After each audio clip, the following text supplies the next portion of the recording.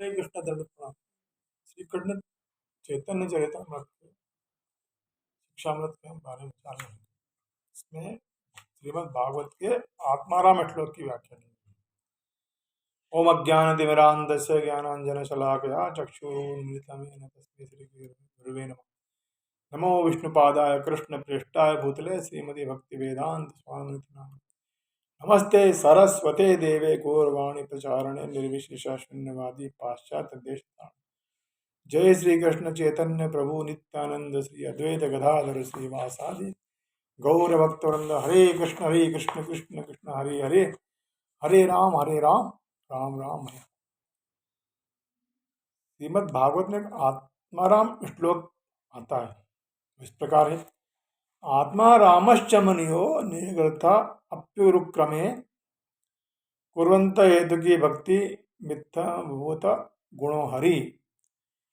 इस श्लोक के अनुसार जीवन मुक्त और आत्माराम जीव भी अंत में अवश्य भगवत भक्त बन जाते हैं। यह निर्देश विशेष रूप से मायावादियों के लिए है, क्योंकि उन्हें भगवान श्री कृष्ण का कुछ भी ज्ञान नहीं। वे निर्विशेष ब्रह्म में संतुष्ट रहना चाहते हैं, किंतु श्री कृष्ण इतने अतिशय मधुर और इतने आकर्षक हैं कि उनके मन को भी हार लेते हैं। इस श्लोक का यही तात्पर्य है।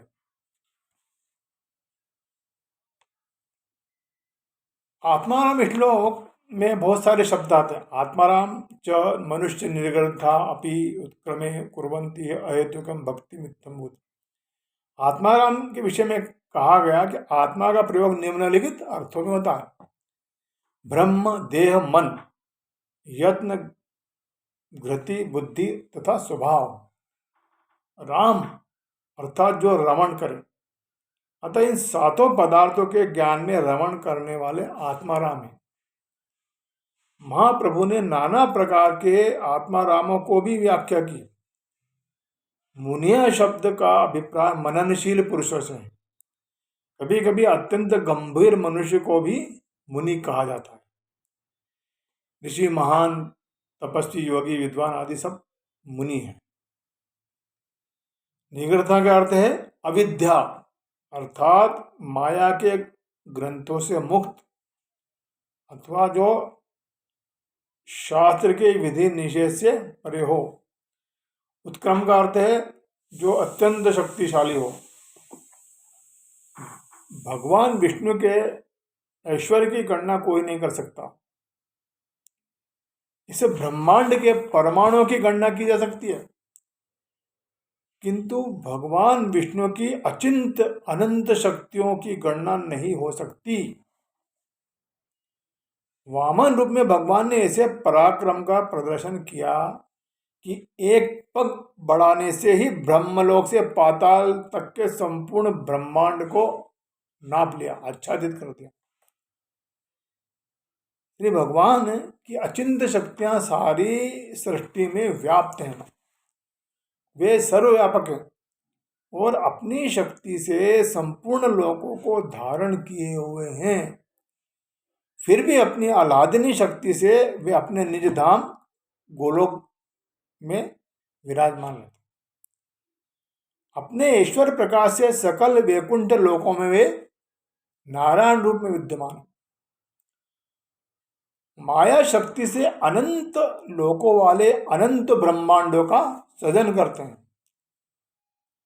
भगवान श्री कृष्ण की इन अद्भुत क्रियाओं का अनुमान भी कोई नहीं कर सकता। अतः उन्हें उरुक्रम अर्थात अद्भुत कर्मी कहा जाता है। विश्व प्रकाश में क्रम का अर्थ शक्तियों का दक्ष प्रकाश। कुर्वन्ति का अर्थ है दूसरों के लिए कर्म करना। हेतु का अर्थ है कारण या उद्देश्य। भक्ति शब्द की 10 प्रकार से व्याख्या की गई। इन 10 में से एक साधन भक्ति है और अन्य 9 प्रेम भक्ति है। शांत भक्तों की प्रति प्रेम तक बढ़ाती है। इसी प्रकार दास्य भाव के भक्तों की भक्ति बढ़ाई जा सकती है। भाव यह है कि अखिल अलौकिक सर्वाकर्षक सर्वालादक महारसायन स्वरूप भगवान श्री कृष्ण को समझने से मिलने वाला रसास्वादन जीव को आकृष्ट कर उनको भक्त बना देता है। श्री कृष्ण के संबंध में यह आकर्षण भक्ति मुक्ति सिद्धि जैसी प्रबल इच्छाओं को भी छोड़ा देता है। यह आकर्षण इतना शक्तिशाली है कि आत्म साक्षात्कार के सब पथों का तिरस्कार करके जीव कृष्ण की शरण में हो जाता है। श्री महाप्रभु ने गुण के विभिन्न अर्थों को भी प्रकाशित किया। गुण से सूचित होता है कि श्री कृष्ण के अनंत चिन्मय गुण मुख्यतः उनका सच्चिदानंद स्वरूप है, वे पूर्ण स्वरूप है। फिर भी भक्त वश्यता से उनकी पूर्णता का वर्धन होता है। भगवान श्री कृष्ण इतने कृपालु हैं, इतने करुणामय हैं कि भक्त की भक्ति के विनिमय में आत्मदान कर बैठते हैं। उनके अलौकिक गुण इस प्रकार हैं कि उनका पूर्णतम माधुर्य भक्तों के साथ प्रेम रस तथा गुण सौरभ सब प्रकार से जीवन मुक्तों को आकर्षित करता है। उदाहरण स्वरूप उन्होंने सनत कुमार, 4 कुमारों में एक थे, को अपने चरणों में अर्पित कुसुमों की सौरभ से आकृष्ट कर लिया। सुखदेव जी कृष्ण लीला सुनकर आकृष्ट हुए और गोपी गणों को आकर्षण हुआ उनके सौंदर्य से।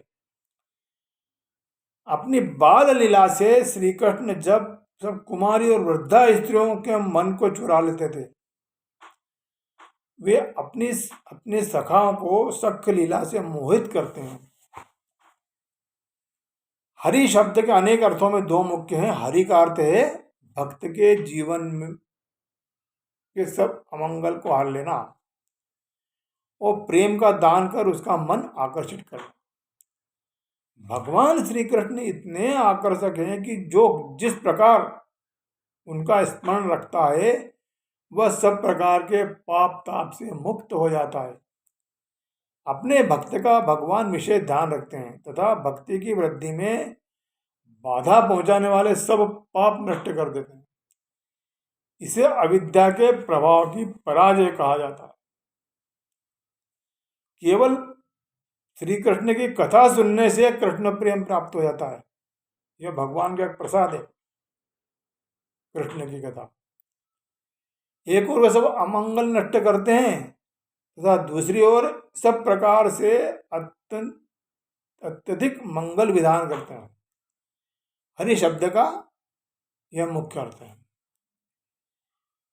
कृष्ण प्रेमी के मन, शरीर तथा अन्य सब पदार्थ श्री कृष्ण के गुणों से आकृष्ट हो जाते हैं।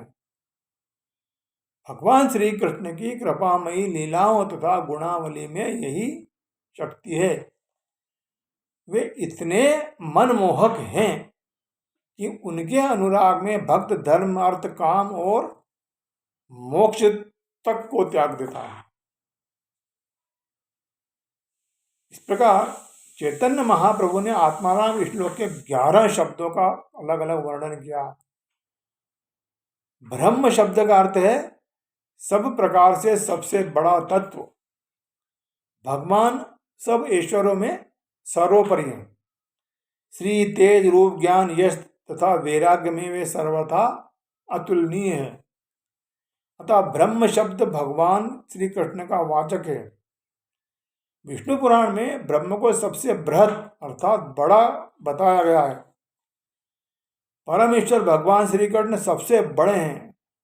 उनकी ब्रह्मत्ता का अनंत विस्तार है। कोई ब्रह्म की महानता के चिंतन का प्रयत्न करे तो करता रहे, किंतु ब्रह्म का विस्तार इतना बड़ा है कि कोई इसका अनुमान भी नहीं लगा सकता।